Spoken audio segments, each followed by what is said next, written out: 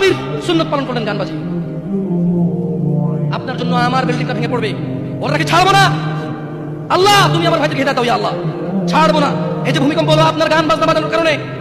মুহাম্মদ সাল্লাল্লাহু আলাইহি ওয়াসাল্লাম কি মিথ্যা কথা বলে? কারা কারা হাত তুলেন তো যে মুহাম্মদ সাল্লাল্লাহু আলাইহি ওয়াসাল্লাম জানে না, মুহাম্মদ সাল্লাল্লাহু আলাইহি ওয়াসাল্লাম জানে না, এরকম কারা কারা স্বীকার করে? আল্লাহ নবী বলেছে যখন বাদ্যযন্ত্র বেড়ে যাবে, গায়িকারা সম্মুখে এসে নাচবে, তুমি অপেক্ষা করো, পাহাড়গুলো কেঁপে উঠবে, পৃথিবীটা নড়ে উঠবে। জালজালা ইযা জুলজিলাতিল আরদু জিলজালাহা, যখন পৃথিবী প্রবল কম্পনে প্রকম্পিত হবে। ওয়া খারাজাতিল আরদু আসকালাহা, যখন এই মাটি তার ভিতরে যা আছে একদম লাথি মেরে বের করে দেবে, লাশ হোক আর যাই হোক, মাটি বলবে যে বের হও, বের হও আমার থেকে, বের হও, কাউকে রাখবো না।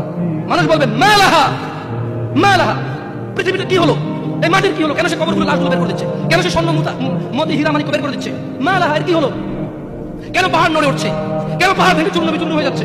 মানুষ বলে মালাহা, পৃথিবী কি হলো? বিআন্না রাব্বাকা ওয়াহালাহা, পৃথিবী এটা করবে বিআন্না রাব্বাক, কারণ তোমার প্রতিপালক ওয়াহালাহা পৃথিবীকে আদেশ করেছে। আপনি গান শুনেন আমি শুনি না, আপনি গান বাজান আমি বাজি না। যখন চিটাগং নড়ে উঠলো ভূমিকম্পে, আপনার বাড়ির সাথে আমার বাড়িটা উঠছে। বন্ধ করেন এই জুলুম আমাদের উপর। আল্লাহর দিকে তাকিয়ে বন্ধ করেন, আল্লাহর দিকে তাকিয়ে বন্ধ করেন। আপনার বাড়িটা যদি ভেঙে ফেলার ইচ্ছা বুলডোজার ভেঙে ফেলেন, কেউ ধরবে? কেউ জিজ্ঞেস করবে আপনাকে?